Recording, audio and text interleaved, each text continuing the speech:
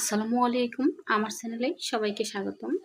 আমার আজকের রেসিপি আলু দিয়ে একদম ইউনিক আর মজাদার একটি নাস্তা রেসিপি। আশা করি রেসিপিটা অনেক বেশি ভালো লাগবে। আর এই পুরো ভিডিও জুড়েই তোমাদের সাথে থাকবো আমি জান্নাত। মূল উপকরণ চলে এলাম। এখানে দেখো আমি দুটো বড় সাইজের আলু নিয়েছি। প্রথমে পিলার দিয়ে এই আলুগুলো খোসা ছাড়িয়ে নিচ্ছি। তোমরা তোমাদের পরিমাণ বুঝে কম বেশি করে নিতে পারবে। আর এই দুটো আলু দিয়ে দেখো অনেকগুলো নাস্তা হবে। সন্ধ্যের নাস্তায় একদম পেট পুরে সবাই খেতে পারবে। আর খোসা ছাড়াতে ছাড়াতে ছোট্ট একটি অনুরোধ করব, বন্ধুরা আমার এই চ্যানেলটা একেবারে নতুন চ্যানেল। তোমাদের সাপোর্ট আর ভালোবাসা পেলে আমি তোমাদেরকে নতুন নতুন রেসিপি উপহার দিতে পারবো। তো কথা বলতে বলতে আমি দুটো আলুর খোসা ছাড়িয়ে নিয়েছি। এবারে দেখো আমি একেবারে পাতলা না আবার একেবারে ভারী না, মিডিয়াম করে আলু স্লাইস করে কেটে নিচ্ছি। আর দেখতে দেখতে যদি আমার এই রেসিপিটা তোমাদের কাছে একটু ভালো লেগে যায় তাহলে একটি লাইক করে দিও প্লিজ। তোমার একটি লাইক আমার এই রেসিপিটা অন্যদের কাছে পৌঁছাতে সাহায্য করবে।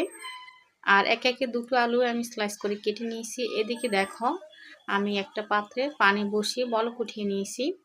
তো ঠান্ডা পানিতে কিন্তু দেওয়া যাবে না, তাহলে কিন্তু ওভার কুক হয়ে যাবে। সেজন্য বলক উঠানো পানিতে দিতে হবে। আর সামান্য পরিমাণে একটু লবণ দিলাম আর নেড়ে মিশিয়ে নিলাম। তো আলুটা এমনভাবে সিদ্ধ করতে হবে যাতে একেবারে সিদ্ধ না হয়ে যায়। তো আমি 50% মতো আলুটা সিদ্ধ করব। আমার আলুটা সিদ্ধ হয়ে গেছে, এবারে ছেঁকে নেব।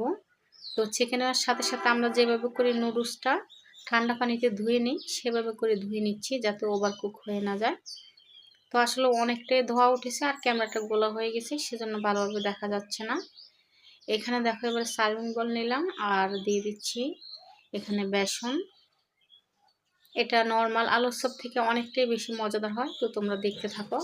আমি এখানে অনেক কিছু ব্যবহার করব, বাড়তি মশলা ব্যবহার করব যাতে এটা মুখরোচক হয়। প্রথমে 1 কাপ বেসন দিলাম, এরপরে আমি 2 টেবিল চামচ মতো চালের গুঁড়া দিলাম, এটা দিলে অনেকটা ক্রিস্পি হবে। এরপরে দিলাম খাবার সোডা, দিয়ে দিচ্ছি লবণ। এখানে দেখো দিয়ে দিচ্ছি 1/2 চা চামচ জিরে গুঁড়ো, আর এটা ভাজা জিরে গুঁড়ো, অবশ্যই ভাজা জিরে গুঁড়ো নিতে হবে, এতে করে সুন্দর একটা স্মেল বেরোবে। দিয়ে দিচ্ছি 1/2 চা চামচ ধনিয়া গুঁড়ো, জিরা ও ধনিয়াটা সম পরিমাণে দেব। দিয়ে দিচ্ছি 1/4 চা চামচ হলুদ গুঁড়ো,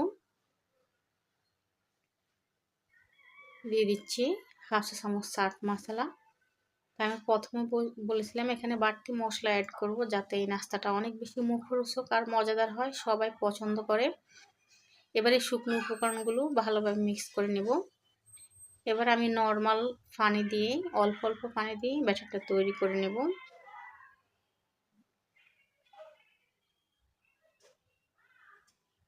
তো আর কিছুটা পানি দিয়ে ব্যাটারটা তৈরি করে নিচ্ছি। এবারে দেখো ব্যাটারটা তৈরি হয়ে গেছে, এটার ঘনত্বটা দেখিয়ে দিচ্ছি, এরকম হয়েছে। তো যেটা করব এখানে আমি 1 চামচ গরম তেল নেব। তেলটা আমি চুলায় গরম বসিয়ে দিয়েছিলাম, এত করে নাস্তাটা অনেক বেশি ফুলবে আর ক্রিস্পি হবে। আমি সাদা তেল গরম করে নিয়েছিলাম, নাস্তাটা আমি সাদা তেলে ভাজবো। আবারও ভালোভাবে মিশিয়ে নিলাম। এবারে যে আলুর স্লাইসগুলো সিদ্ধ করে রেখেছিলাম সেগুলো এক এক করে বেসনে চুবিয়ে তেলে দিয়ে দিচ্ছি। আর এটা আমরা নর্মালি যেভাবে আলু চপ ভাজি সেভাবে ভাজতে হবে।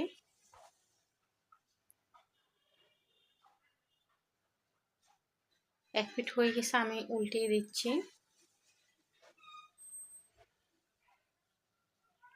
তো আমার এই চ্যানেলটা একেবারে নতুন চ্যানেল খুঁজেছি। তোমাদের সাপোর্ট আর ভালোবাসা পেলে তোমাদের প্রতিদিনে আমি নতুন নতুন রেসিপি উপহার দেব, একদম ইউনিক রেসিপি। আমার নাস্তাগুলো ভাজা হয়ে গেছে, দেখো অনেকগুলো নাস্তা হয়েছে আর অফ ক্যামেরা আমরা অনেকগুলো খেয়েও নিয়েছি। এবারে দেখো আরও কিছু মশলা অ্যাড করছি। এখানে দেখো বিট লবণ দিচ্ছি। আর এই নাস্তাগুলো কিন্তু গরম অবস্থা থাকতে বিট লবণ মেশাতে হবে। তো যদি বিট লবণ সংগ্রহ না থাকে তাহলে একটু নর্মাল লবণও মিশিয়ে দিতে পারো, এতে করে নাস্তাটা খেতে অনেক বেশি ভালো লাগবে। আর এখানে দিয়ে দিচ্ছি এটা হলো চাট মশলা। তো যদি চাট মশলা সংগ্রহ না থাকে তাহলে কিন্তু জিরে গুঁড়ো ধনে গুঁড়ো দিতে পারো। আর এই চাট মশলা আর বিট লবণের রেসিপিটা অলরেডি আমার চ্যানেলে দেওয়া হয়ে গেছে, তোমরা চাইলেই চ্যানেল ঢুকে দেখে নিতে পারো চাট মশলার রেসিপি আর বিট লবণের রেসিপি। এরই সাথে শেষ হয়ে গেল আমার আলু দিয়ে মজাদার ও ইউনিক নাস্তা রেসিপি। এবারে পরিবেশনের পালা। আমি একটি নাস্তা ভেঙে দেখাচ্ছি কতটা সুন্দর হয়েছে ভিতরে।